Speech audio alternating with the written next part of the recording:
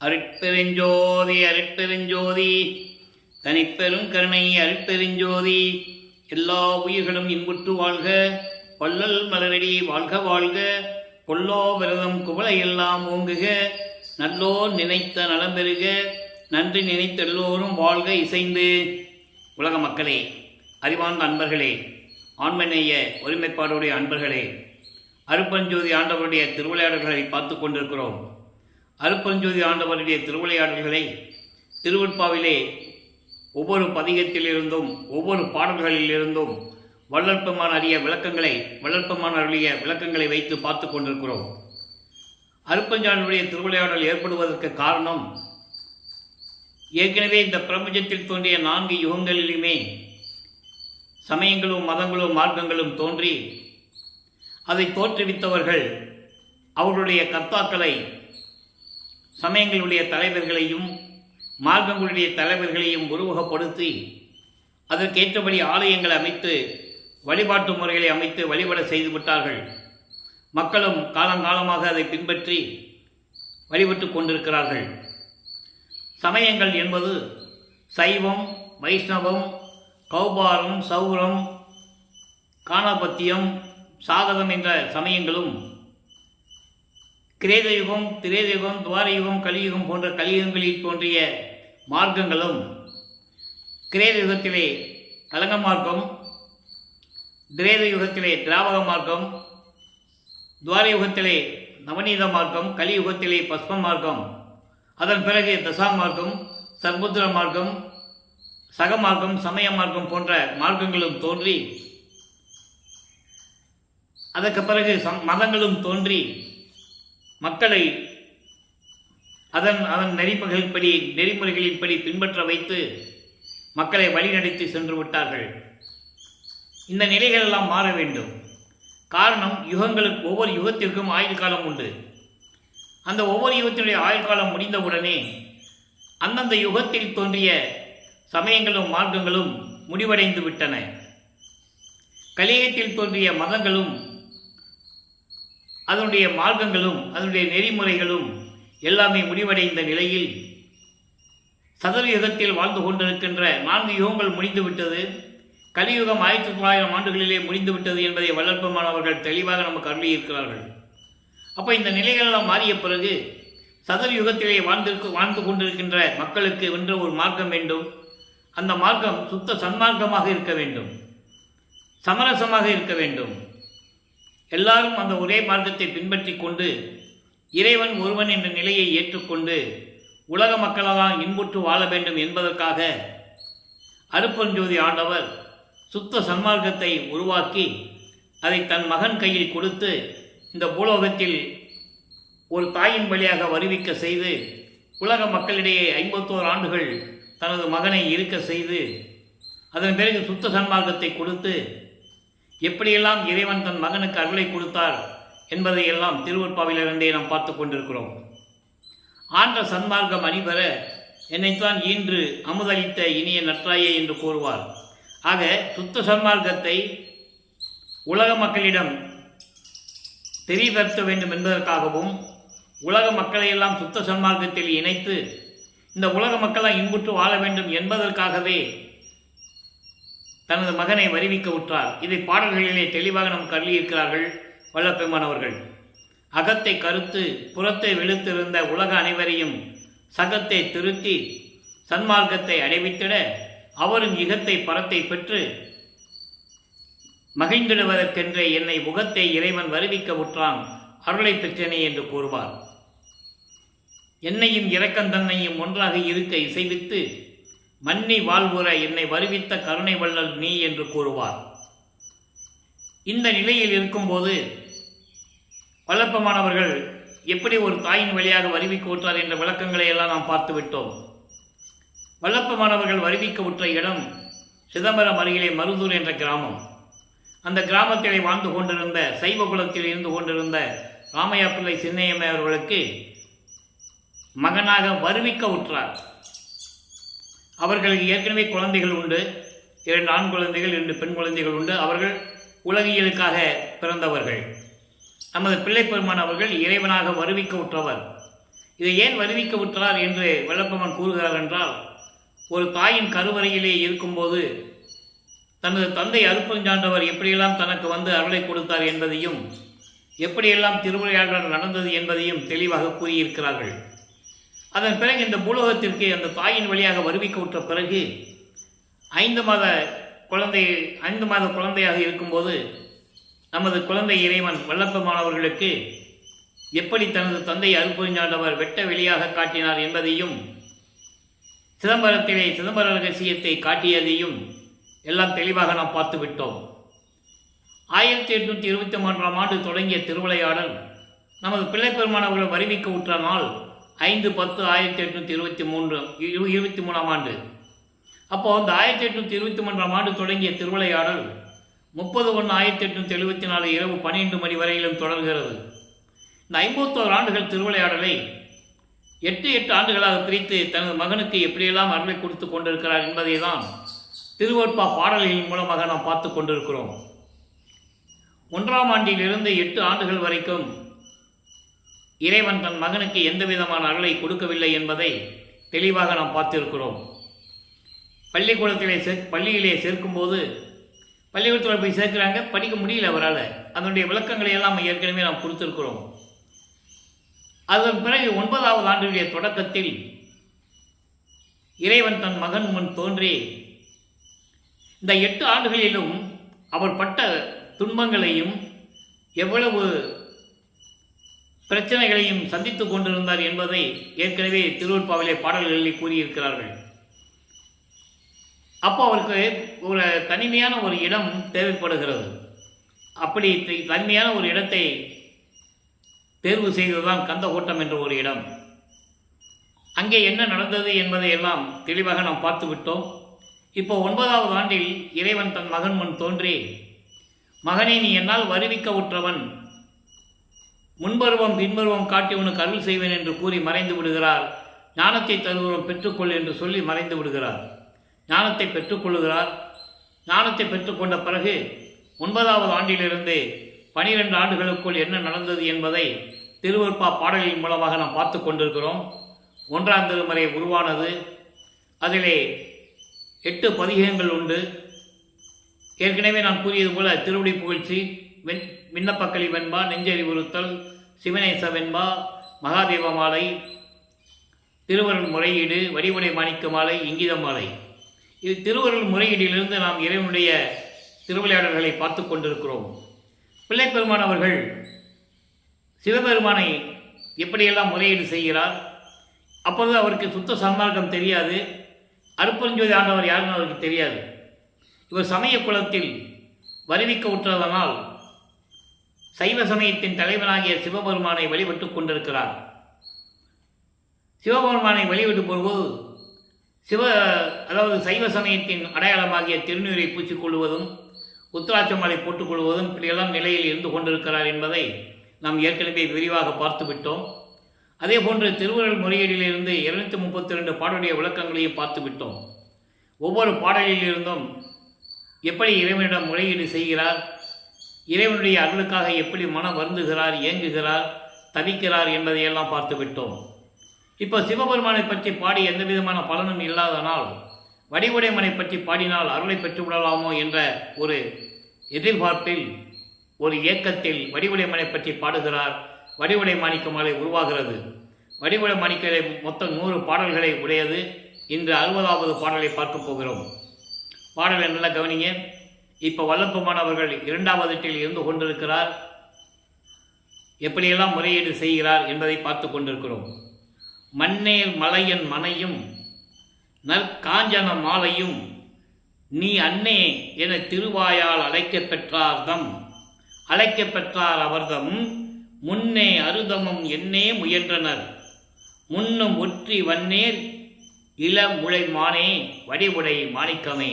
இது பாடல். இந்த பாடலை பற்றி கூறும்போது, ஏற்கனவே நான் உனது கணவனால், திருவொற்றியூரில் இருக்கின்ற கணவனால் நான் வருவிக்க உற்றவன், நானும் உன் மகன்தானே, தந்தை அருளவில்லை என்றால் நீ எனக்கு அருளக்கூடாதா என்ற நிலையெல்லாம் நாம் ஏற்கனவே இதுக்கு முன்னால் பாடல்களிலே பார்த்து விட்டோம். இப்போ இந்த பாடலை சொல்கிறாரு, அதாவது அழகில் சிறந்த மலையரசனின் மனைவியும் அழகான காஞ்சனா மாலையை சூடிக்கொண்டிருக்கின்ற நீ அன்னே என திருவாயால் அழைக்க பெற்றார் அவர்தம். அதாவது மலையரசின் மகளாகிய தாயே, மாலைகள் அணிந்து அணிகள் அணிந்து அளவோடு விளங்கிக் கொண்டிருக்கின்ற என் தாயே என்று திருவாயால், நீதான் என்று திருவாயால் அருள்வாக்கால் அழைக்கப்பெற்றவர்கள் முன்னாளில் அருதவம் செய்ததற்கு எதற்காக முயன்றனர்? உன்னிடம் அருளை பெறுவதற்காக. உன்னை எப்படியெல்லாம் வாழ்த்தினார்கள்? மலையரசனின் மனைவி என்றும், மலையரசன் இமயமலை ஆண்டு கொண்டிருந்த சிவபெருமானுடைய மனைவி என்றும், அதே நேரத்தில்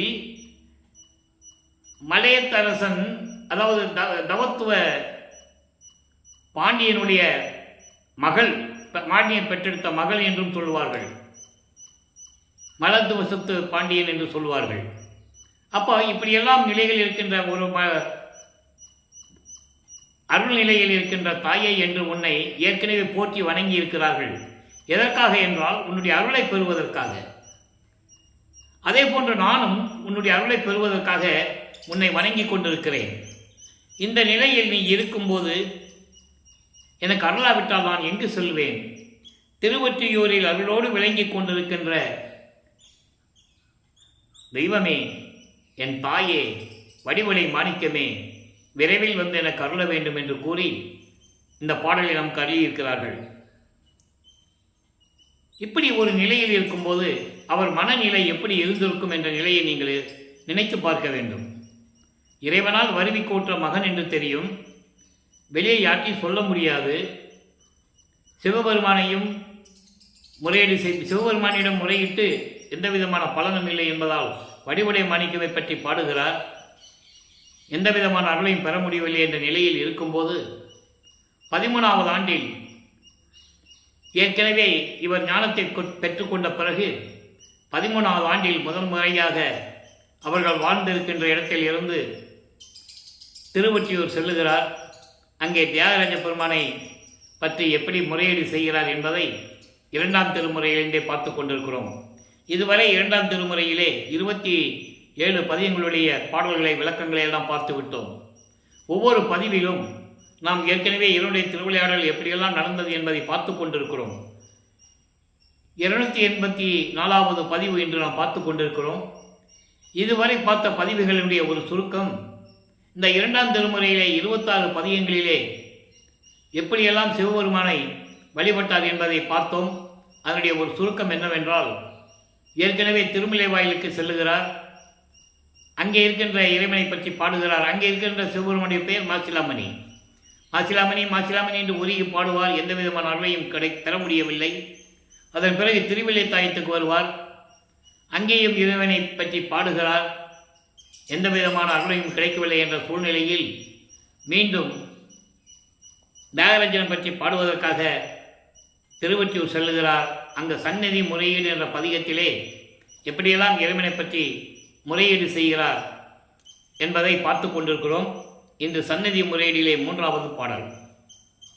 ஆதியே, தில்லை அம்பலத்து ஆடல் செய்யும் ஜோதியே, திருத்தோணி புறத்தானே, ஓதியே தரும் ஒற்றியப்பா, இது நீதியே, என்னை நீ மறுவாததே அப்படின்னு இந்த பாடல் இதனுடைய விளக்கம் என்னன்னா, ஆதியே என்று சொல்லுகிறார். அதாவது ஏற்கனவே இந்த பிரபஞ்சம் தோன்றிய காலத்திலிருந்து தோன்றியவன் ஆதிசிவன் என்று இந்த சமயங்களும் மார்க்கங்களும் வேதங்களும் ஆகம நூல்களும் கூறிக்கொண்டிருக்கின்றன. ஆதியே என்பது முதல் கடவுள். இங்கே வல்லப்பமானவர்கள் சமயங்களையும் மதங்களையும் மார்க்கங்களையும் சார்ந்திருந்த போது முதல் கடவுள் என்று சிவபெருமானை கூறுவார். சுத்த சன்மார்க்கத்தை பெற்ற பிறகு ஆதியும் அந்தமில்லா தோன்றியவன் அருப்பெருஞ்சோதி ஆண்டவர் என்று கூறுவார். இந்த வித்தியாசத்தை நீங்கள் நல்லா புரிஞ்சுக்கணும். ஏன்னா ஏற்கனவே சமயங்களையும் மதங்களையும் மார்க்கங்களையும் சார்ந்திருந்த காலகட்டங்களில் நமது பிள்ளைப்பெருமானவர்கள் இறைவனை பற்றி பாடும்போது சிவபெருமானை பற்றி பாடுகிறார். ஆதியே முதல் கடவுளே, தில்லை அம்பலத்து ஆடல் செய்யும் ஜோதியே, தில்லையின் அம்பலத்திலே அருள்நடனம் செய்து கொண்டிருக்கின்ற ஜோதியே. அதன் பிறகு சொல்லுகிறார், திருத்தோணி புறத்தானே. திருத்தோணி புறத்தானே என்பது முப்புறத்தை எரித்த இறைவன். முப்புறம் என்பது பகைவர்களின், அதாவது அரக்கர்களின் கோட்டை. தாரகாசுரனுடைய மகன்கள் 3 பேர், வித்துன்மாலி, தாரகச்சன், கமலாச்சன். இவங்க 3 கோட்டைகளை கட்டிக்கொண்டு, அதாவது இரும்பு கோட்டை, தங்கக்கோட்டை, வெள்ளிக்கோட்டை கட்டிக்கொண்டு அங்கே தேவர்களையும் மனிதர்களையும் துன்புறுத்தி விட்டு அந்த அரக்கர்கள் போய் அங்கே ஒளிஞ்சிக்குவாங்க. அந்த கோட்டைகளை யாராலும் அழிக்க முடியாது. அந்த கோட்டைகளை புன்னகையால் எரித்தவனே என்று கூறுவார். அதை இங்கே சொல்றாரு, திருத்தோணி புறத்தானே, அப்படி பகைவர்களின் கோட்டைகளை எரித்தவனே, ஓதியே தரும் ஒற்றியப்பா, மெய்யறிவை தரக்கூடிய திருவொற்றியூரில் அமர்ந்திருக்கின்ற எனது அப்பனே, எனது அப்பா, இந்த உலகத்திற்கு பூலோகத்திற்கு என்னை வருவிக்க செய்த தந்தையே, இது நீதியே, என்னை நீ மறுவாதாதே. அதாவது என்னை நீ ஆட்கொள்ளாதது நீதியே அல்ல, தர்மம் அல்ல. நீதியே அல்ல, தர்மம் அல்ல. என்னை விரைவில் வந்து ஆட்கொள்ள வேண்டும் என்று முறையீடு செய்கிறார். ஆக தான் வருவிக்க உற்ற நிலையில் இறைவன் வந்து மறுபடியும் ஆட்கொள்ளாதது எவ்வளவு பெரிய துன்பங்களை அனுபவித்துக் கொண்டிருக்கிறேன் என்று வல்லபெருமான் அவர்கள் இந்த பாடலின் மூலமாக நமக்கு தெளிவாக அருளியிருக்கிறார்கள். இந்த நிலைகள் இருக்கும்போது வல்லபெருமான் அவர்கள் 9வது ஆண்டிலிருந்து 16 ஆண்டுகளுக்குள் இருந்து கொண்டிருக்கிறார். இப்போ 2வது எட்டில் இருந்து கொண்டிருக்கிறார். இந்த நிலைகள் மாறும்போது 3வது எட்டில் அடி எடுத்து வைக்கிறார். 3வது திருமுறை உருவாகிறது. 3வது திருமுறை 18 பதிகங்களும் 197 பாடல்களை கொண்டது. ஒவ்வொரு பாடலிலும் எப்படி இறைவன் திருவிளையாடல் நடந்தது என்பதை தெளிவாக நமக்கு அருளியிருக்கிறார்கள். அதனுடைய சுருக்கம் என்னவென்றால், இப்போ தியாகராஜ பெருமானை பற்றி பாடுவதும் செய்வதும் இந்த நிலையில் இருக்கும்போது இப்போ நிலைகள் மாறுகிறது. இப்போ வல்லபெருமானவர்கள் 17வது ஆண்டிலிருந்து 24 ஆண்டுகளுக்குள் இருக்கும்போது இப்போ தியாகராஜ பெருமானுடைய கோயிலில் நின்று கொண்டிருக்கும்போது அவர் இப்போ காட்சி கொடுக்கிறார். காட்சி கொடுக்கிறார், மறைந்து விடுகிறார். பேசலை, ஒன்றும் பேசுறது இல்லை. இந்த நிலைகள் தொடர்ந்து கொண்டிருக்கும் போது அவருடைய மனக்குமுறலையும் ஏக்கத்தையும், ஏற்கனவே நாரையையும் கிளிகளையும் விட்டு தூது அனுப்பினார் என்பதையெல்லாம் நாம் பார்த்து விட்டோம். அதன் பிறகு ஒரு குலத்தை பின்னாடி போய் குறி கேட்பதையும், ஒரு ஜோதிடரிடம் போய் ஜாதகம் கேட்பதையும், ஜாதகம் எப்படியெல்லாம் பார்த்து சொல்லுங்கன்னு சொல்றதையெல்லாம் பார்த்துட்டோம். அதன் பிறகு 16வது, அதாவது 19வது பதிகத்திலே சிவபெருமான் எப்படி தன்னை திரும்பி பார்க்காமல் ஓடுகிறார் என்பதையும், சிவபெருமானை இவர் பின்னாலே தொடர்ந்து ஓட்டத்தை பிடிக்க முடியவில்லை என்பதையும் அந்த நிலைகள் எல்லாம் நாம் பார்த்து விட்டோம். அதன் பிறகு 4வது எட்டில் அடி எடுத்து வைக்கும்போது 25வது ஆண்டிலிருந்து 32 ஆண்டுகளுக்குள் என்ன நடந்தது என்பதை திருவொற்பாவிலே இந்த பாடல்களின் மூலமாக 8 பதிகங்களில் இருந்தும் 197 பாடல்களில் விளக்கங்களை எல்லாம் பார்த்து விட்டோம். இந்த காலகட்டத்தில் தான் 27வது ஆண்டில் வள்ளற்பெருமானுடைய திருமண நிகழ்ச்சி நடக்கிறது. அது உலகியலிலே சொல்லப்பட்டது ஏற்கனவே உலகியலில் சொல்லுவாங்க, ஒரு பையன் பொறுப்பு இல்லாமல் நடந்துகிட்டு இருக்கான் அப்படின்னா அவனுக்கு ஒரு கால் கட்டு போடணும்னு சொல்லுவாங்க. அதே நிலையில் ராமலிங்கத்துக்கு, அதாவது பொறுப்பில்லாமல் இருப்பதனால் அவருக்கு திருமணம் செய்து வைக்க வேண்டும் என்று சொல்லி வருவிக்க விட்டதனால் ஏற்பட்ட சொந்தத்தில் பிறந்த தனது அக்கா மகளை தனக்கோடி அம்மையாரை திருமணம் செய்து வைக்க வேண்டும் என்று முடிவெடுக்கிறார்கள். அப்போ இவர் முதல்ல முடியாதுன்னு சொல்லுவார், என சொல்லிதான் ஆகணும் சொல்லுவார். அதன் பிறகு தன் தந்தையிடமிருந்து கட்டளை பெற்ற பிறகு, அனுமதி பெற்ற பிறகு, இவர் சரி என்று ஒப்புக்கொண்ட பிறகு திருமண ஏற்பாடுகள் நடந்து கொண்டிருக்கிறது.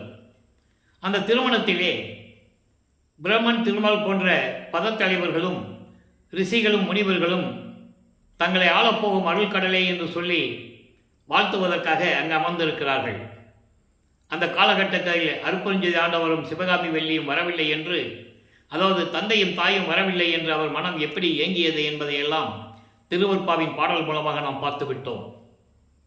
அப்போ இதன் நிலைகள் கடந்த பிறகு இவர் சமயங்களையும் மதங்களையும் மார்க்கங்களையும் விட வேண்டும். அதில் சொல்லப்பட்ட நெறிகளை எல்லாம் விட வேண்டும். திருநீர் பூசுவதை நிறுத்த வேண்டும். உத்திராட்ச மாலை போன்ற சைவ சமயத்தினுடைய அடையாளங்களை எல்லாம் நீக்க வேண்டும். சரியக்கிரிய யோகம் என்ற 12 நிலைகளையும் கடந்துவிட்டார். இந்த நிலையில் இருந்து உலகப் பற்றுகளை துறக்க வேண்டும் என்ற நிலையில் வெள்ளாடை அணிந்து அறையிலே அமர்ந்து கொண்டு கதவை சாத்திட்டார். கதவை பூட்டி கொண்டார். இனிமேல் நான் எங்கேயும் செல்லுவதில்லை. இப்போ அவருக்கு சுத்த சன்மார்க்கம் இருக்கிறது தெரியும். அருப்பஞ்சாண்டவர் இறைவன் தான் என்ற நிலை அவருக்கு தெரியும். அந்த நிலையில் இருக்கும்போது கதவை சாத்திட்டு உட்கார்ந்துட்டார். அப்போ இறைவன் மகனை தேடி வருகிறார். எப்படி விண்ணுலகத்திலே இருந்து பூலோகத்திலே மகனை பார்ப்பதற்காகவும் அருளை கொடுப்பதற்காகவும் தெருவழியே கால் வலிக்க எப்படி நடந்து வந்தார் என்பதை அருட்பிரகாச மாலையிலிருந்து 100 பாடல்களில் இருந்தும் விளக்கமாக பார்த்து விட்டோம். கதவை திறந்து ஒரு காலை உள்ளே வச்சு ஒரு காலை வெளியே வச்சு வா மகனை என்று கூறுவார். அதுக்கு எல்லாம் விளக்கத்தையும் நம்ம ஏற்கனவே கொடுத்துருக்கோம். ஏற்கனவே ஒரு காலை ஏன் உள்ளே வச்சு வெளியே வச்சு கூப்பிட்றாருன்னா, இவர் உள்ளே போன உடனே கதவை சாத்திடணும்னு முடிவு பண்ணியிருப்பார். இனிமேல் திருப்பி விடக்கூடாது இவரேன்னு முடிவு பண்ணியிருப்பார். இது இறைவனுக்கு தெரியும்ல. அதனால் அந்த இதுக்கு இடம் கொடுக்காமல் மகனை அழைத்து அருளை கொடுப்பார். ஒவ்வொரு பாடலிலும் எப்படி அருளை கொடுத்தார் என்பதையெல்லாம் பார்த்து விட்டோம். மதங்களையும் சமய மார்க்கங்களையும் விட வேண்டும். அதில் கூறப்பட்ட சங்கற்ப விகற்பங்களை எல்லாம் விட வேண்டும் என்ற நிலையை எப்படியெல்லாம் பிரசாத மாலையிலே தந்தையிடமிருந்து பெற்றுக்கொண்டார் என்பதையும், முத்தேகத்தை எப்படி பெற்றுக்கொண்டார் என்பதையும், அதை அருள் மணப்பூ, செழு மணப்பூ, மணப்பூ என்று ஒவ்வொரு பூ எப்படி கொடுத்தால் என்ற விளக்கங்களை எல்லாம் பார்த்து விட்டோம். அதன் பிறகு அன்பு மாலை, அற்பகாச மாலை, பிரசாத மாலை, ஆனந்த மாலை, சௌந்தரிய மாலை, அபராத மன்னிப்பு மாலை, அதிசய மாலை போன்ற பதியங்களில் இருக்கின்ற பாடைகள் எல்லாம் பார்த்து விட்டோம். மாலை என்பது பாடல்கள் மாலையாக தொடுத்து பாடல்களாக தொடுத்து வழங்கியதை மாலை என்று கூறுகிறார். அப்போ இந்த பாடல்கள் எல்லாம் பார்த்துவிட்ட பிறகு இப்போது வல்லப்பமானவர்கள் 5வது எட்டில் இருந்து கொண்டிருக்கிறார். 5வது எட்டு என்பது 33வது ஆண்டிலிருந்து 40 ஆண்டுகளுக்குள் என்ன நடந்தது என்பதை திருவருட்பா பாடல்களின் மூலமாக ஏற்கனவே நாம் தெளிவாக பார்த்து விட்டோம். அந்த நிலையில் இருக்கும்போது இவர் எப்படி தத்துவங்களை கடந்து அதை பாடல்களிலே தெளிவாக கூறியிருப்பார்கள். ஆனால் உலகியலிலே இந்த விதமான ஒரு திருவிளையாடல்களை மக்களிடம் யாரும் கூறவில்லை என்பதுதான் வேதனையான விஷயம். வல்லப்பமான் காணலன்னு அங்கே என்ன சொல்லுவாங்கன்னா, ராமலிங்கத்தை காணன்னு சொல்லும்போது அப்போ ராமலிங்கம் தான் அவர் கூப்பிடுவாங்க. அற்புதாச வள்ளலார் என்பது மக்களால் பின்னாளில் அழைக்கப்பட்ட பெயர். அது நிலையாக விளங்கி கொண்டிருக்கிறது. அருப்பஞ்சாண்டவர் தன் மகனுக்கு வைத்த பெயர் செல்வப்பிள்ளை. அதனால்தான் பெரும்பாலும் பிள்ளை பெருமான் என்று கூறுவதுண்டு. அப்போ இந்த நிலையில் இருக்கும்போது தத்துவங்களை எப்படி கடந்தார் என்பதை ஏற்கனவே திருவருட்பாவிலே அட்டகத்திலிருந்து பார்க்கிறோம். அருப்பஞ்சோதி அகவல் பாடல்களிலே நமக்கு குறிப்பிட்டிருக்கிறார்கள். தத்துவங்களை தனித்தனியாக கடந்தேன், தத்துவாதீத மேல்நிலையில் சித்தியல் முழுதும் தெரிந்தேன். தத்துவங்களை கடந்த உடனே அதற்கு மேல்நிலை இருக்கின்ற சித்தியல் எல்லா நிலைகளையும் நான் தெரிந்து கொண்டேன். அவை மேல் சிவநிலையை தெரிந்திட சென்றேன். சிவநிலை தெரிந்திட சென்றேன் என்றால் அண்டங்களை கடந்து, அந்தங்களை கடந்து, கலாந்தம், யோகாந்தம், போதாந்தம், நாதாந்தம், வேதாந்தம், சித்தாந்தம், இப்படி எல்லா நிலைகளையும் கடந்து, சரியக்கிரிய யோகம் என்ற 12 நிலைகளையும் கடந்து நான் சுத்த சிவஞான வெளிக்கு சென்று கொண்டிருக்கிறேன் என்று சொல்லுகிறார். அதன் மூலமாக நாம் ஏற்கனவே அகவலிலே உண்டு பாடல்கள். முதலிலே 6 காட்டிய அருப்பெருஞ்சோதி என்று சொல்லுவார். ஏறான் இளமிசை ஏற்றி எந்தனக்கே 6 காட்டிய அருப்பெருஞ்சோதி என்று சொல்லுவார். அதன் பிறகு கடத்திய அருப்பெருஞ்சோதி என்று சொல்லுவார். ஏறான் இளமிலை ஏற்றி என்னை தான் ஈண்டு 6 கடத்திய அருப்பெருஞ்சோதி என்று சொல்லுவார். ஆக தத்துவங்களை எப்படி கடந்தார் என்பதை திருவருட்பாவின் பாடல்களிலே நமக்கு தெளிவாக அருளியிருக்கிறார்கள். அதேபோல் 5 பூதங்களையும் கடந்தது. அதாவது ஆன்ம தத்துவம், அதன் பிறகு வித்யா தத்துவம், அதன் பிறகு சிவ தத்துவம், 24 தத்துவங்கள் ஆன்ம தத்துவம், 7 தத்துவங்கள் வித்யா தத்துவம், விஷ்ணு தத்துவம் என்று சொல்லுவார்கள். அடுத்து சிவ தத்துவம் 5. இந்த 36 தத்துவங்களையும் எப்படி கடந்தார் என்பதை நாம் பாடலின் மூலமாக பார்த்திருக்கிறோம்.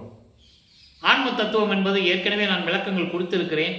இருந்தாலும் இன்று அதை சொல்ல நான் கடமைப்பட்டிருக்கிறேன். பூதங்கள் 5, நிலம், நீர், நெருப்பு, காற்று, ஆகாயம்.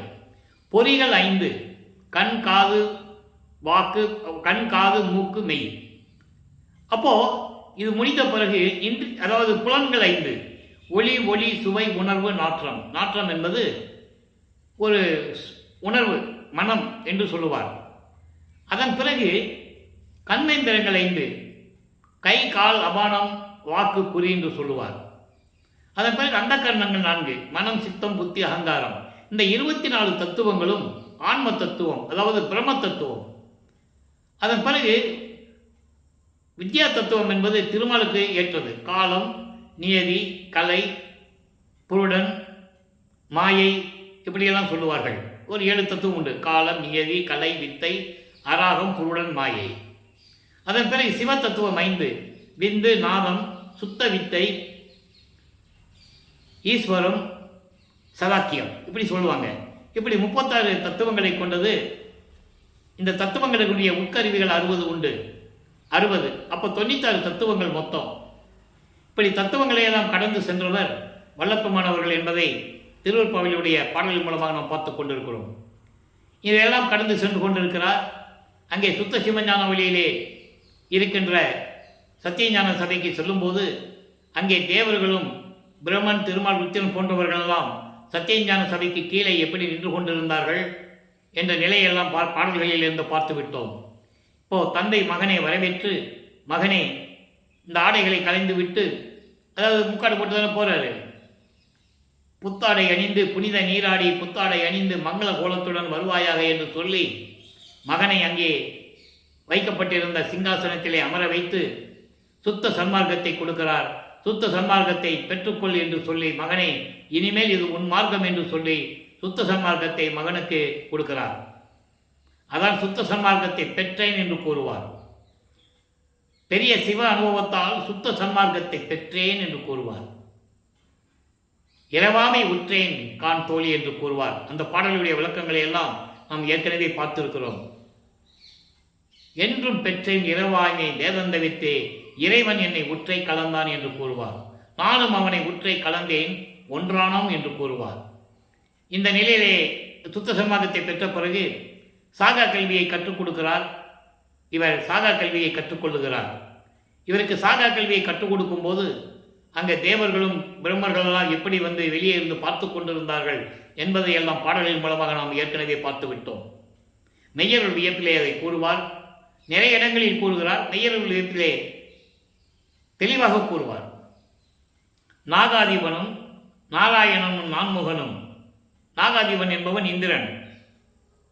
இந்திரனும் பிரம்மனும் திருமாலும் மற்றும் பலர் நறுமுறுமெனவே, அதாவது ரொம்ப கோபமா, யாருக்கும் கிடைக்காத சாகா கல்வியை இவருக்கு கற்றுக் கொடுக்கிறாரே இறைவன் என்று சொல்லி நறுமுறுமெனவே என்பது மோகத்தில், அதாவது முகத்தில் கடுகடுன்னு இருக்கிறாங்களாம் கோபத்தை வச்சுக்கிட்டு. அவர்களால் ஜீரணிக்க முடியவில்லை. அந்த நிலையில் எப்படியெல்லாம் சாகா கல்வியை அதாவது எங்களுக்கு கற்றுத்தந்தாய் என்று கூறுகிறார். நறுமுறுமெனவே ஞானம் அமுதம் அளித்தாய் நானும் உண்டு துண்ணவே சாகா கல்லையை பயிற்று தந்த தயவை சாற்றுவதற்கு அரிது என்று கூறுவார். அப்போ அந்த சாகா கல்வியை எல்லாம் கற்றுக்கொண்டு தந்தையிடமிருந்து சுத்த சன்மார்க்கத்தை பெற்றுக்கொண்டு பூலோகத்திற்கு திரும்புகிறார். இந்த நிலையை இன்னும் அழகாக மெய்யருள் வியப்பிலே பாடல்கள் உண்டு. அடியனாக்கி பிள்ளையாக்கி நேயனாக்கியே அடிகளாக்கி கொண்டாய் என்னை அவலன் நீக்கியே படியுள்ளோரும் வானுள்ளோரும் இதை நோக்கியே பதியும் ஓரவரான் என்பான் படிவு தேக்கியே. முதலை என்னை அடிமையாக்கி கொண்டாய், அதன் பின் பிள்ளையாக்கி பூலோகத்திற்கு அனுப்பினாய், அதன் பிறகு உயிர்களுக்கு நண்பனாக்கினாய், பிறகு அடிகளாக்கி கொண்டாய் என்னை அவலம் நீக்கியே என்று கூறுவார். அடிகளாக்கி கொண்டாய் என்பது என்னை இறைவனாக்கி கொண்டாய் என்று பொருள். அவலம் நீக்கியே என்பது 7 பிறப்பு வகைகளின் பிறப்பு இறப்பு வகைகளின் அவலத்தை, அந்த துன்பையெல்லாம் என்னை நீக்கினாய் என்று கூறுவார். அது இன்னொரு பாடலிலும் கூறுவார். 7 உலக அவத்தை விட்டு நீங்கினேன், ஊழிதோறும் ஊழி உயிர்தழைத்து ஓங்கினேன். தெளிவாக சொல்லுவார். ஆழியானும் மயனும் அதிசயக்க என்னோடு வாழி அருப்பெருஞ்சோதி மன்னவே என்று கூறுவார். எல்லாருமே அதிசயமாக பார்க்கிறார்கள். அவளை அருளையும் நான் தந்தையிடமிருந்து பெற்றுக்கொண்டேன் என்று கூறுகிறார். இந்த நிலைகள் எல்லாம் பெற்றுக்கொண்டு வல்லப்பெருமான் அவர்கள் பூலகத்திற்கு திரும்புகிறார். அங்கே சிதம்பரத்திலே முதலாக எழுந்தருளுகிறார். அங்கே அதாவது பரசுராமனும் அந்த கரும்புலியில் இருக்கின்ற வீட்டு உரிமையாளர் வெங்கட்ராமனும் பேசிக்கிட்டு இருக்கும்போது, வெங்கட்ட ரெட்டியாரும் பேசிக்கிட்டு இருக்கும்போது, இவர் அங்கே எழுந்தருளும் போது பரசுராமன் அறிமுகப்படுத்துகிறார் வெங்கட்ட ரெட்டியாரிடம், இவன் என் தம்பி, உலகியலிலே பற்று இல்லாமல் வந்துவிட்டான், உங்களிடத்திலே அழைத்து செல்லுங்கள் என்று கூறுவதாக உலகியல் செய்திகள் உண்டு. அது உண்மை என்று நாம் விளக்கமாக எடுத்துக்கொள்ளலாம். ஏன்னா இங்கே வருவதற்கு ஒரு திருவிளையாடல் காரணமாக இருக்க வேண்டும். அப்போ கருங்குழியிலே உறைவிடமாக கொள்ளுகிறார் வல்லப்பெருமான் அவர்கள்.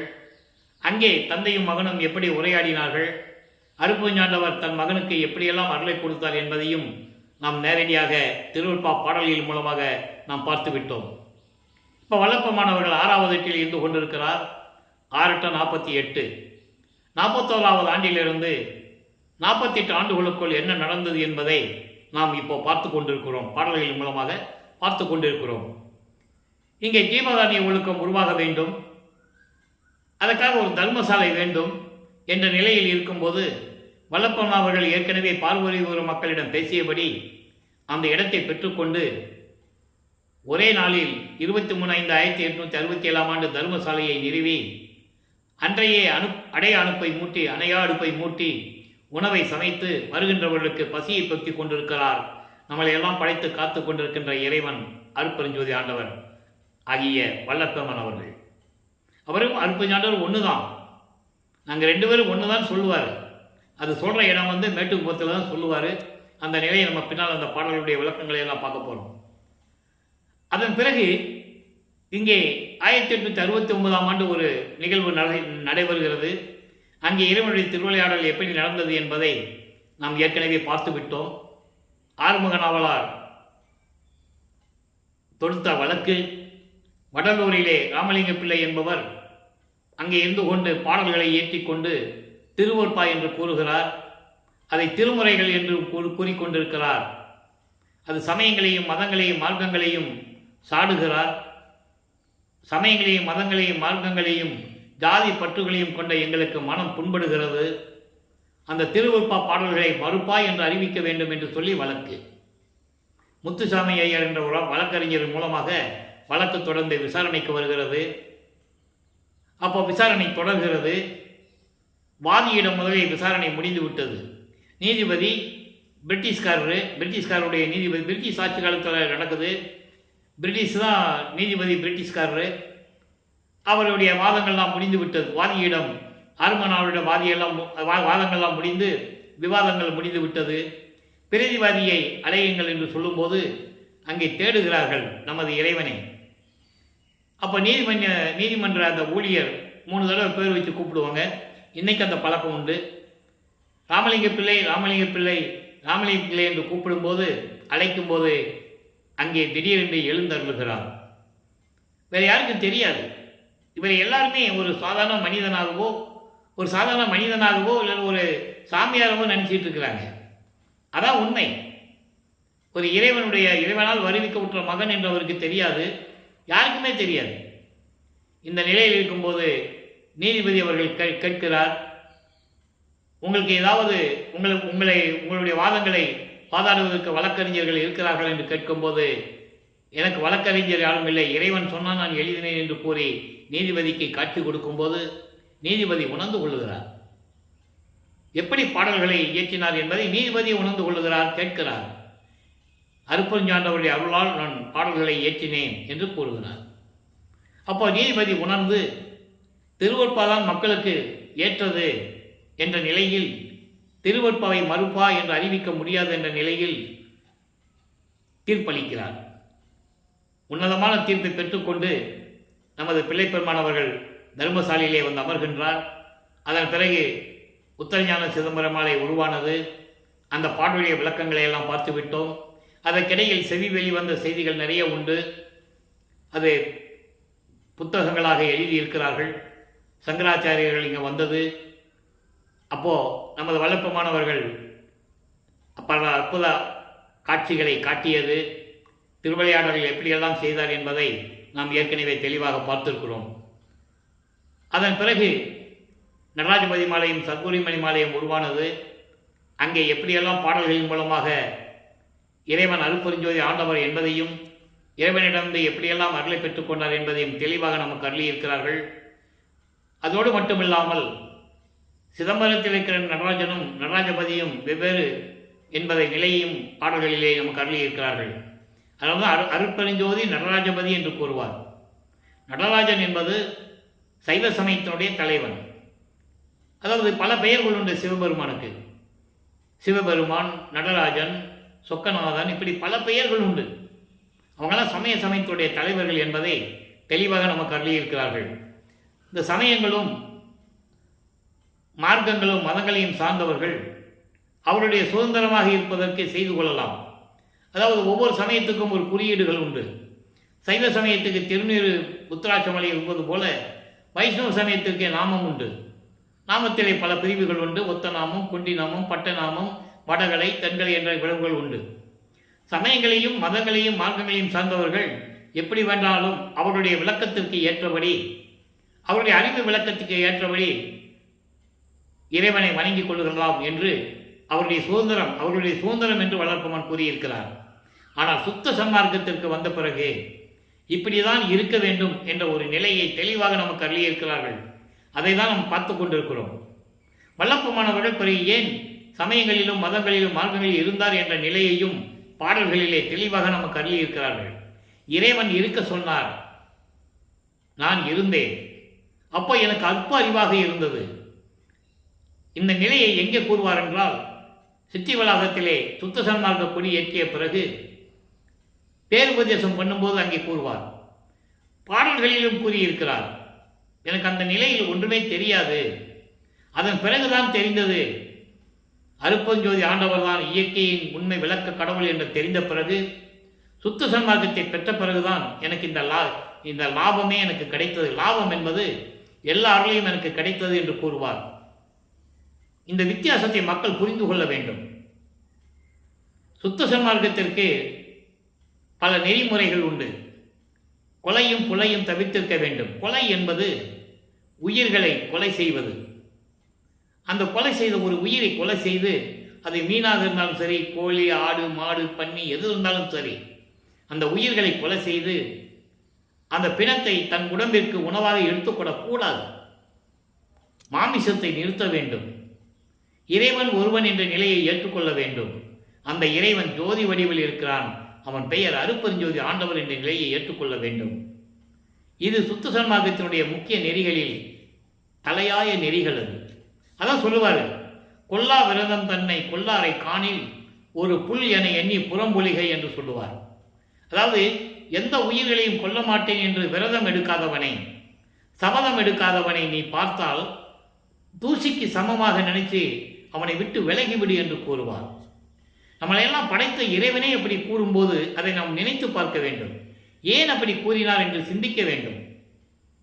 அப்படி இருந்தால்தான் சுத்த சன்மார்க்கத்திற்கு வர முடியும் என்ற நிலை நீங்கள் உணர வேண்டும். அதே போல 6ஆம் திருமுறையையும் கூறுவார். 41வது பதிகம் காட்சி கழிப்பு என்ற பாடல் இந்த பதிகத்திலே கூறுவார். அற்புதமாக இருக்கும். கொல்லாமை விரதம் தன்னை கொண்டார் தம்மை, கொல்லாமை விரதம் தம்மை கொண்டார் தம்மை தள்ளானே. நான் எந்த உயிரையும் கொல்ல மாட்டேன் என்று விரதம் எடுத்தவனை இறைவன் தள்ளிவிட மாட்டான், விலக்கிவிட மாட்டான், அருள் புரிவான். அதே நேரத்தில் கொலையும் புலையும் தள்ளாரை தழுவானே. இது ரொம்ப முக்கியமான ஒரு நெறியை பின்பற்ற வேண்டும். அப்போதான் இறைவனுடைய அருளை பெற முடியும் என்று கூறுகிறார். அந்த நிலையில் இருக்கும்போது இங்கே தர்மசாலையிலே அந்த ஜீவகாரணி ஒழுக்கம் உருவாகும் போது, ஜீவகாரணி ஒழுக்கத்திலே அதை நம்ம பிளப்பமானவர்கள் தெளிவாக குறிப்பிட்டிருக்கிறார்கள். பசி, பிணி, தாகம், இச்சை, எளிமை, பயம், கொலை. இந்த பயம், கொலை என்பது அதான் உயிர்களை, எந்தவித உயிர்களையும் கொலை செய்யக்கூடாது. பயம் என்பது சுத்த சன்மார்க்கத்தை மேற்கொண்டு அருட்பெருஞ்சோதி ஆண்டவரை வணங்கிவிட்டால் சிறு தெய்வங்களெல்லாம் ஏதாவது நம்மளை துன்புறுத்துமோ, இடைஞ்சல் செய்யுமோ, இந்த பயம் இருக்கக்கூடாதுன்னு சொல்லுகிறார். ஏனென்றால் சுத்த சன்மார்க்கம் சேர்த்து விட்டால் மரண பயம் இருக்காது. அது தனிப்பட்ட நிலை. இந்த பயம் என்பது மற்ற சிறு தெய்வங்கள் எல்லாம் நம்மளை ஏதாவது துன்புறுத்துமோ என்ற ஒரு பயம் இருக்கக்கூடாது என்று கூறுகிறார். அதோடு மட்டுமல்ல, பசியும் கொலையும் பரஜீவகாரணியம், மீதெல்லாம் அபரஜீவகாரணியம். இந்த ஜீவகாரணி ஒழுக்கத்தை பற்றி நாம் பின்னால் விளக்கம் தர இருக்கிறோம். இப்போ அருட்பெருஞ்சோதி ஆண்டவரை பூலோகத்திற்கு அழைக்கிறார். அம்பலவாணர் ஆட வருகை என்ற பாடலிலே அந்த பாடலின் மூலமாக விளக்கத்தை பார்க்க போகிறோம். இன்று 11வது பாடல். ஏற்கனவே 10 பாடல்களை விளக்கத்தை பார்த்திருக்கிறோம். ஒவ்வொரு பதிகத்திலிருந்தும் பாடலுடைய விளக்கங்களின் மூலமாக தான் இறைவனுடைய திருவிளையாடலை நாம் பார்த்து கொண்டிருக்கிறோம். இப்போ நல்லா பாருங்க. என் உயிருக்கு உயிரானீர், அதாவது ஒரு விளக்கத்தை சொல்ல நான் கடமைப்பட்டிருக்கிறேன். சமயங்களையும் மதங்களையும் மார்க்கங்களையும் நமது பிள்ளை பெருமானவர்கள் சார்ந்திருந்த போது சிவபெருமான் என்றுதான் வழிபட்டு கொண்டிருந்தார். நமச்சிவாயா, சிவாய நம, ஓம் சிவாயா, சிவசிவா என்று பல மந்திரங்களை சொல்லி பல பெயர்களை சொல்லி வழிபட்டு கொண்டிருந்தார். சுத்த சன்மார்க்கத்தை பெற்ற பிறகு அது சமயத்தினுடைய தலைவன் என்ற நிலையில் சுத்த சன்மார்க்கத்தை பெற்ற பிறகு இதெல்லாம் வரவே வராது. ஆக இதை உலக மக்களுக்கு தெரியப்படுத்துவதற்காகத்தான் இந்த பூலோகத்திற்கு வருவிக்க உற்றவர். அருட்பெருஞ்சோதி ஆண்டவரால் வருவிக்க உற்ற மகன் என்ற நிலையை நீங்கள் புரிந்து கொள்ள வேண்டும். என் உயிருக்கு உயிரானீர், என் அறிவுக்கு அறிவானீர், என்னுடைய அன்பில் கலந்தீர், என்னுடைய உள்ளத்து இருந்தீர். அதாவது என் உயிருக்கு உயிரான இறைவனே ஆடவாரீர், என் அறிவுக்கு அறிவானீர் ஆடவாரீர், என்னுடைய அன்பில் கலந்தீர் ஆடவாரீர். ஆடவாரீர் ஏன் கூறுகிறேன் என்றால், ஏன் விளக்கமாக கூற நான் கடமைப்பட்டிருக்கிறேன். ஆடவாரீர் என்பது விண்ணுலகத்தில் இருக்கின்ற இறைவனை, சுத்த சிவஞான வெளியில் இருக்கின்ற இறைவனை பூலோகத்திற்கு அழைக்கிறார். வந்து தன்னோடு இருக்க சொல்றார். அதுக்கான பாடல்களை நாம் ஏற்கனவே முந்தைய நிலைகளிலே பார்த்து விட்டோம். நீயும் தந்தையும், அதாவது தந்தையும் அம்மையும், என் அம்மாவும் அப்பாவும் நீங்கள் அங்கே இருந்து கொண்டிருக்கிறீர்கள், உங்களது மகன் தனியாக நான் இங்கே இருந்து கொண்டிருக்கிறேன் என்று கூறுவார். இப்போ தர்மசாலையில் இருந்து கொண்டிருக்கும் போது இறைவன் இங்கே அழைக்கிறார். காரணம், காலங்கள் நெருங்கிவிட்டது. இப்போ வல்லப்பமன் அவர்கள் 48வது ஆண்டில் இருக்கிறார். இந்த பூலோகத்திற்கு வருவிக்க விட்டு 48வது ஆண்டில் இருக்கிறார். நீ 3 ஆண்டுகள் பாக்கி இருக்கிறது. இன்னும் நிறைய விஷயங்கள் நடக்க வேண்டியது இருக்கிறது. அப்போ நான் தனியாக இருந்து என்ன பண்ணுறது அப்படின்னு கேட்கும்போது அவர் தந்தை சொல்லுவார், நம்ம 2 பேரும் ஒன்றா இருக்கிறதுக்கு ஒரு இடம் பாரு அப்படின்னு சொல்லுவார். அந்த பாடலுடைய விளக்கத்தை நம்ம ஏற்கனவே பார்த்துருக்கிறோம். அதன் பிறகு இவர் பதில் சொல்லுவார், நான் போக மாட்டேன், நீ என்னோட வரணும்னு சொல்லுவார். அது மேட்டுக்குப்பத்திலிருந்து இடத்தை பார்ப்பதற்காக அந்த இடத்தை குறிப்பிடுகிறார். அந்த நிலை இருக்கும்போது மறுபடியும் தந்தையை அழைக்கிறார். என் உரிமை தாய் அணையீர், என் உரிமை தாய் அணையீர். தாய் அணையீர்னா தாய் போன்றவன், தந்தையும் தாயும் நீதானே என்று கூறுவார். நீயே என் தந்தை அருளுடையாய், என்னை நேர்ந்து பெற்ற தாயே என்று கூறுவார். ஊழிதோறும் ஊழி உழப்பராது ஓங்கி வாலி என்று எனக்கு வாய்த்த நன்னிதியே என்று கூறுவார். அதே போன்று ஆன்ற சன்மார்க்கம் அணிபெற என்னைத்தான் ஈன்று இனிய அமுதளித்த நற்றாயே, நல்ல தாயே என்று கூறுவார். அப்படிப்பட்ட தாயே, எனது தனி தந்தையரே. பின்னால் சொல்லிட்டாரா, என் தனி தந்தையரே. தனி தந்தையரே என்றால் ஒப்பற்ற தந்தை, சுத்த சன்மார்க்கத்தின் தந்தை, அதான் தனி தந்தையரே என்று கூறுகிறார். அப்படிப்பட்ட தந்தையரே, என் ஒருமை சத்குருவே, என் ஒருமை சத்குருவே என்று கூறுகிறார். அதாவது பேரின்பமான சுத்த சன்மார்க்க குருவே என்று கூறுகிறார். ஏன் இங்கே குருன்னு கூறுறாருன்னா, நான் ஏற்கனவே கூறியிருக்கிறேன். இவர் 9வது ஆண்டில் இருக்கும்போது, அந்த பள்ளிக்கூடத்தில் சேர்க்கும்போது தன் மகன் யாரையும் குருவாக ஏற்றுக்கொள்ளக்கூடாது என்ற நிலையில் தான் அந்த நிலை ஏற்பட்டது. அப்படி ஒரு திருவிளையாடல். இப்போ குருவேன்னு சொல்றார். அப்போ பிள்ளைப்பெருமாள் ஏற்றது ஒரே குரு தான், அருட்பெருஞ்சோதி ஆண்டவர். ஒரே தந்தை அருட்பெருஞ்சாண்டவரின் நிலையில் சொல்லுகிறார், என் ஒருமை சத்குருவே, பேரின்பமான சுத்த சன்மார்க்க குருவே, என்னுடைய நாயகரே ஆடவாரீர் என்று கூறுகிறார். இந்த நிலையெல்லாம் முடிந்த பிறகு அனுபவ மாலை 147வது பதிகத்திலே அனுபவ மாலையிலே இன்னைக்கு 60வது பாடல். மொத்தம் 100 பாடல்கள். ஒவ்வொரு பாடலின் மூலமாக தான் பெற்ற அனுபவங்களை, அருள் அனுபவங்களை, தந்தைக்கும் மகனுக்கும் உள்ள தொடர்பை எப்படி உலக மக்களுக்கு தெரிவிக்கிறார் என்பதுதான் அனுபவ மாலை. நான் ஏற்கனவே கூறியிருக்கிறேன், மாலை என்பது பாடல்கள். பாடல்களை மாலையாக தொடுத்தது. தன்னை மனைவியாகவும் இறைவனை கணவனாகவும் வர்ணனை செய்து, உள்ளத்தை தோழியாக வர்ணனை செய்து எப்படியெல்லாம் அனுபவங்களை உலக மக்களுக்கு தெரிவிக்கிறார் என்பதுதான் அனுபவ மாலை. ஏனென்றால் நான் ஏற்கனவே கூறியது போல, காதல் என்று சொல்லும்போது அங்கே ஒரு ஆணும் பெண்ணும் இருக்க வேண்டும். அந்த நிலையில் தான் இந்த பாடலை நமக்கு அருளிகிறது. நல்ல கவனிங்க. பிரபஞ்சத்தின் உண்மையை கூறக்கூடிய பாடல்கள் திருவருட்பாவிலே இருக்கிற பாடல்கள். இங்கே எப்படி சொல்றார் பாருங்க. அதாவது, காமாலை கண்ணர் பலர் பூமாலை விளைந்தார். காமாலை கண்ணர் பலர் பூமாலை விளைந்தார். கணம் கொண்ட கண்ணர் பலர் மனம் கொள்ள திரிந்தார். கோமாலை மனசெருக்கள் மயங்கி உடம்பு எல்லாம் குறி கொண்ட கண்ணர் பலர். எல்லாம் கவனிக்கணும். காமாலை, அதாவது காமாலை கண்ணர் பலர் பூமாலை விளைந்தார். காமாலை கண்ணர் என்பது காமத்தில் உச்சக்கட்டத்தில் இருந்து கொண்டு மயக்கத்தினால் பலர் இறைவனுடைய அருளை பெறுவதற்காக விரும்பினார்கள். இதை ஒரு பாடலிலே கூறுவார். அதாவது இந்த அணுக்கள் எல்லாம் தவம் இருந்து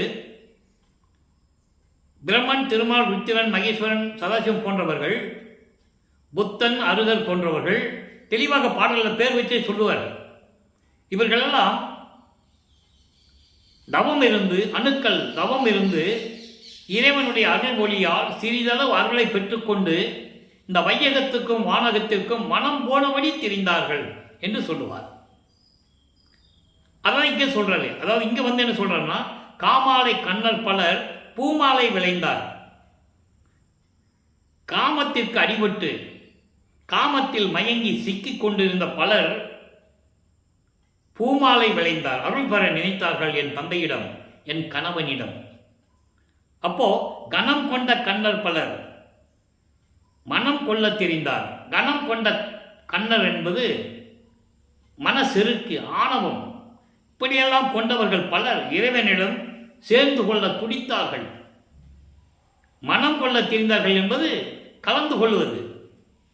அப்போ சேர்ந்து கொள்வதற்காக ஆணவத்தாலும் செருக்காலும் திரிந்து கொண்டிருந்தார்கள். இதை ஏற்கனவே சொல்லுவார்.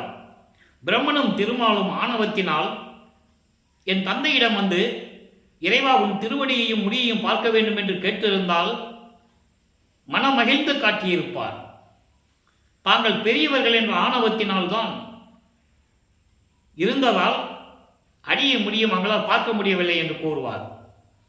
பூத்திடும் அவனும் காத்திடும் அவனும் புல் விலங்கு உருக்கோடு நேடியும் ஏத்திடும் முடியும் கூத்திடும் அடியும் இன்னும் காண்கிறீர் என்று கூறுவார். பூத்திடும் அவன் வந்து பிரம்மன், காத்திடும் அவன் திருமால். இவங்கெல்லாம் பார்க்க முடியாம உருமாறுகிறார்கள். புல் விலங்கு, புல் என்பது பறவை, அன்னப்பறவை, விலங்கு என்பது பன்றி. அதற்காகவே திருமால் ஒரு அவதாரம் எடுத்தான், வராக அவதாரம். அப்படி இருந்து கூட இறைவனுடைய அடியை பார்க்க முடியவில்லை என்று கூறுவார். நெடுமாலும் பன்றி என நெடுநாள் நேடியும் கண்டறியாத பூம்பாதங்கள் நெடிய பாதங்கள் என்று கூறுவார். அலை வாரிதியில் துரும்பு போல அயனும் மாலும் அலைய எனக்கே மேலும் மேலும் அளிக்கின்றாய் என்று கூறுவார். நிறைய பாடல்கள் உண்டு. அதை இங்க சொல்றாரு. அதாவது அப்படி கனம் கொண்டவர்கள், தற்பெருமையினாலும் செருக்கினாலும் ஆணவம் கொண்டவர்கள் பலர் இறைவனிடம் சேர்ந்து கொள்ள வேண்டும் என்று துடிக்கிறார்கள், திரிந்து கொண்டிருக்கிறார்கள். எப்படி? விளையாடான் என்ற சிறுபிள்ளை கூட்டம் போல என்று கூறுகிறார். விளையாடான் என்ற சிறுபிள்ளை கூட்டம் என்பது விளையாட கூட தெரியாது அந்த குழந்தைக்கு. அப்படின்னா பச்சிலம் குழந்தை, பச்சிலம் குழந்தைக்கு விளையாட கூட தெரியாது. அந்த மாதிரி நிலையில் இருந்து கொண்டிருக்கிறார்கள் என்று கூறுவார். அதோடு மட்டுமா, தேனை முகந்து உண்டவர் போல் என்று சொல்லுவார். கையில தேனை ஊத்திட்டு சாப்பிடாம முகந்து பார்த்துக்கிட்டே ருசியா இருக்குமே, இனிப்பா இருக்குமே நினைப்பாங்களாம். அந்த நிலையில் இருந்து கொண்டிருக்கிறார்கள் என்று கூறுவார். அதை இங்க சொல்றார். அப்படிப்பட்டவர்கள் இறைவனோடு கலந்து கொள்ள வேண்டும் என்று திரிந்து கொண்டிருக்கிறார்கள். கோமாலை மனசெருக்கள் மயங்கி கொடிய கொடிய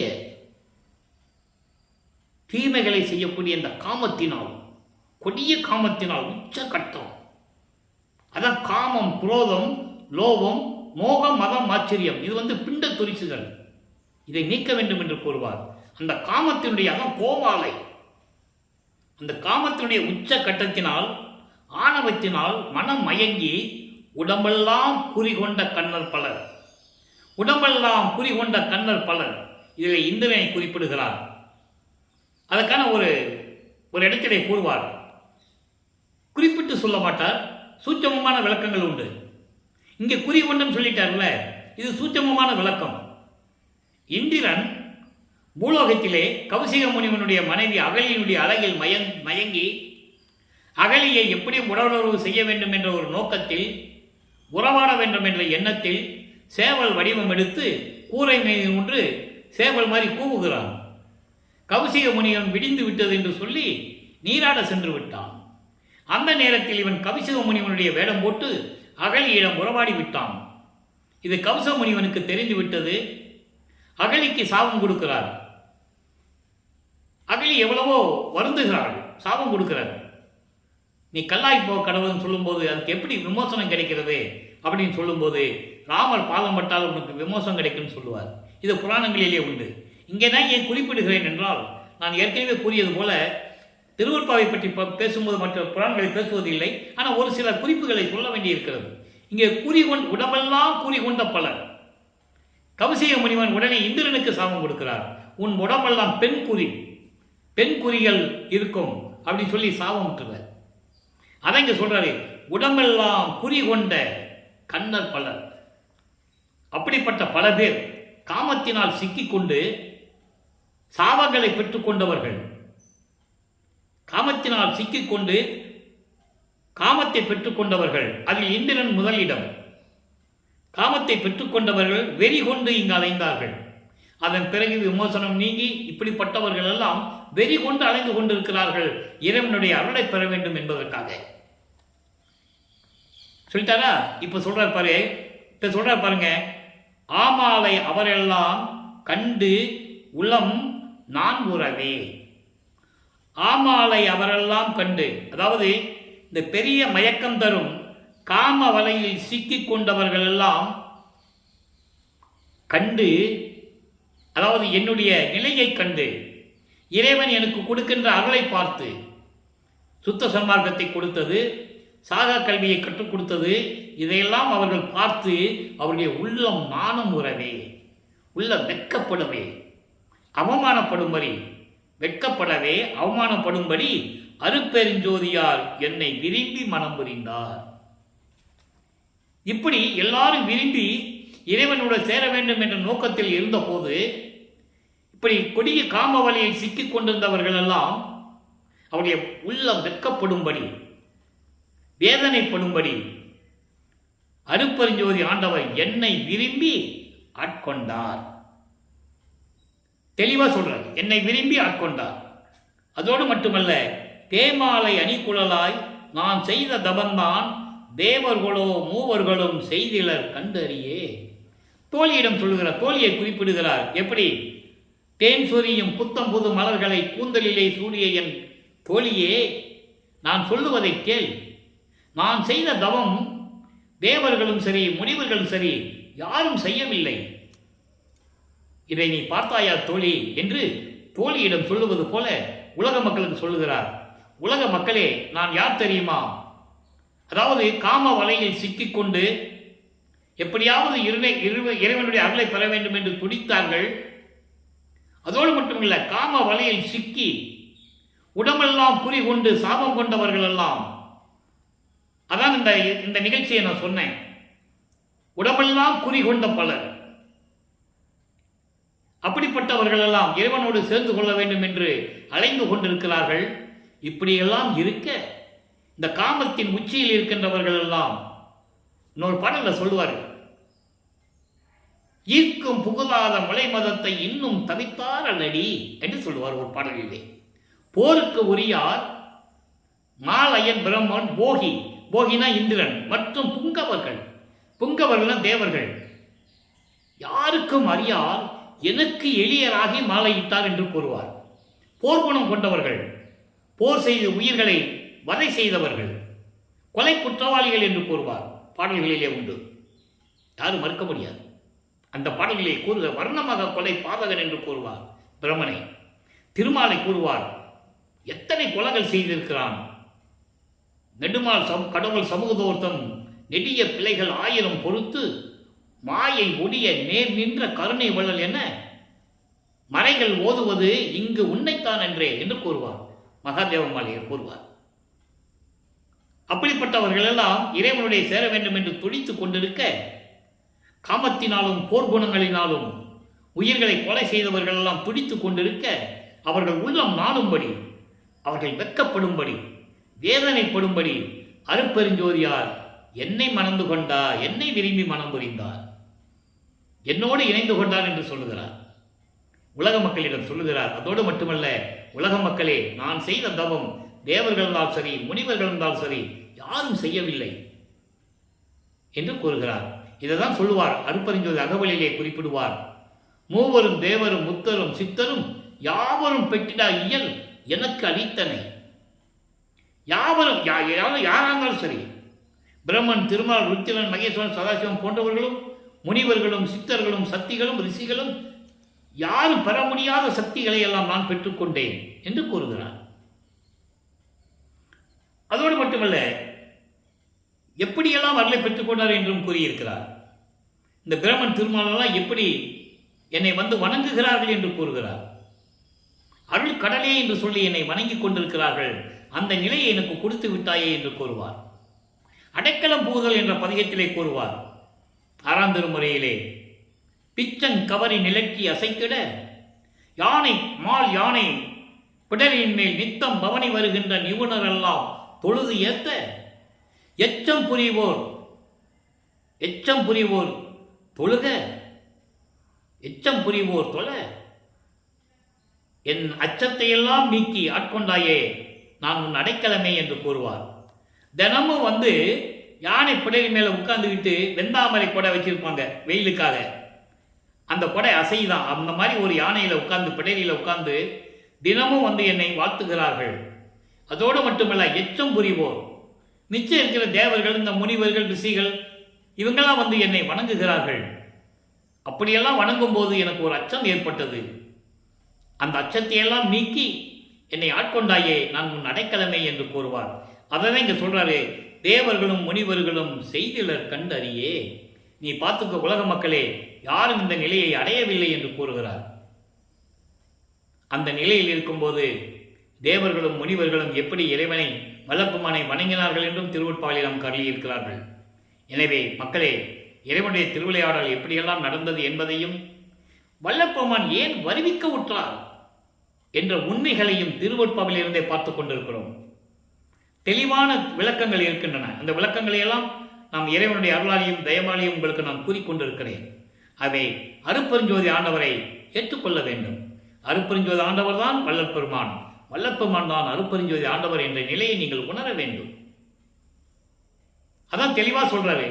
இங்க சொல்றாருல்ல, நான் செய்த தவம் சொல்றாருல்ல, என்ன தவம் செய்தார்? சுத்த சன்மார்க்கத்தை பெற்றுக்கொண்டார், அந்த நெறியிலே இருந்தார். அதான் சொல்வார், நோவாமல் நோன்பு என்னை போல் நோற்றவரும், எஞ்ஞான்றும் சாதாவரம் என்னை போல் சார்ந்தவரும், தேவானின் பேரர்களை என்னை போல் பெற்றவரும், எவ்வுலகில் யார் உளர் சற்றே அறை என்று கூறுவார். இதை ஏன் அன்றி அந்த விளக்கத்தை நமக்கு கொடுத்தார் என்றால், சமயங்களிலும் மார்க்கங்களிலும் மதங்களிலும் இருந்த அந்த முனிவர்களும் ரிஷிகளும் தவம் இருந்தவர்கள் எல்லாம் ஆரம்ப காலகட்டங்களில் இருந்தே, பிரபஞ்சம் தோன்றிய காலத்திலிருந்தே மலைக்குள்ள போய் தவம் இருந்துருவாங்க. கற்ப கோடி ஆண்டுகள் கடலுக்கு அடியில் போயிடுவாங்க. பாதாள சிறைக்கு போய் பாதாள உலகத்துக்கு போயிடுவாங்க. வேள்வி வளர்த்து வேள்வி வளர்த்து ஊசி பலகையை போட்டு அதில் ஒத்த காலில் நிற்பான் இறைவனை பார்க்கணும்னு சொல்லி. மரக்கடியில் உட்காந்து உடம்பெல்லாம் புத்து மண்ணு வளர்கிற மாதிரி உட்கார்ந்து இருப்பாங்க. அது சமயங்களையும் மதங்களையும் மார்க்கங்களையும் சார்ந்த நிலையில் இருந்தவர்கள். அந்த நிலையில் இருக்கும்போது நான் சுத்த சன்மார்க்கத்தை பெற்ற பிறகு நான் எப்படி நோன்பு இருந்தேன், நான் எப்படி தவம் இருந்தேன். அந்த தவம் தான் பெரிது. அந்த தவம் என்ன? சுத்த சன்மார்க்கத்தை பெற்றுக்கொள்வது, ஜீவகாருண்ய ஒழுக்கத்தில் இருப்பது, உயிர் நேயத்தோடு இருப்பது, உயிர் இரக்கம் உள்ளது, இதெல்லாம் இருந்தால்தான் அதுதான் தவம். அதுதான் நோவாத நோன்பு. உடம்பை வருத்தாமல், பசியும் பட்டியோடு இருந்து எலும்பு தெரிகிற மாதிரி இல்லாமல் சொல்லுவார் பாடலில். அப்படியெல்லாம் நான் இல்லாமல் இருந்தேன் அப்படின்னு சொல்லுவார். அப்போது சுத்த சன்மார்க்கத்தை பெற்றுக்கொண்டால் அது தேவையில்லை, அந்த தவங்கள் தேவையில்லை. இறைவனை மட்டும் நினைத்திருந்தால் போதும். அருட்பெருஞ்சோதி ஆண்டவர் அவருடைய மகாமந்திரத்தை சொன்னாலே போதும். அருட்பெருஞ்சோதி அருட்பெருஞ்சோதி தனிப்பெருங்கனை அருட்பெருஞ்சோதி மகாமந்திரத்தை சொன்னாலே போதும். அதற்கு நாம் செய்ய வேண்டிய காரியங்கள் கொலையும் புலையும் தவிர்த்திருக்க வேண்டும். மாமிசத்தை தவிர்க்க வேண்டும். உயிர்களை கொலை செய்வதை நிறுத்த வேண்டும். ஜோதியை வழிபட வேண்டும். அருட்பெருஞ்சோதி ஆண்டவர் தான் இறைவன் என்ற நிலையை ஏற்றுக்கொள்ள வேண்டும். எனவே மக்களே, நீங்களும் சுத்த சன்மார்க்கத்தில் இணைந்து இறைவனுடைய அருளை பெற்றுக்கொண்டு எப்படியெல்லாம் வல்லற்பமானவர்கள் நமக்கு அறிவுரை கூறினார்களோ அதையெல்லாம் ஏற்றுக்கொண்டு இறைவனிடமிருந்து மரணமில்லா பெருவாழ்வை நாம் பெற வேண்டும். அந்த நிலையில் நீங்கள் இறைவனை வணங்கி அருட்பெருஞ்சோதி அருட்பெருஞ்சோதி தனிப்பெருங்கருணை அருட்பெருஞ்சோதி மகாமந்திரத்தை உச்சரித்து இறைவனை வணங்கி இறைவனுடைய அருளையும் செல்வங்களையும் எல்லாம் பெற்று இந்த வையகத்தில் நீங்கள் வாழ்வாங்கு வாழ வேண்டும், நோயற்ற வாழ்வில் வாழ வேண்டும் என்று இறைவனுடைய தயவோடையும் கருணையோடையும் வாழ்த்தி இந்த வள்ளலார் ஒளியன் விடைபெறுகிறேன். நன்றி, வணக்கம். அருட்பெருஞ்சோதி அருட்பெருஞ்சோதி தனிப்பெருங்கருணை அருட்பெருஞ்சோதி. மீண்டும் நாளை சந்திப்போம். இறைவனுடைய திருவிளையாடல் தொடர்கிறது. பார்த்து கண்டு மகிழ்ந்து இறைவன் அருளை பெற்றுக்கொள்ளுங்கள்.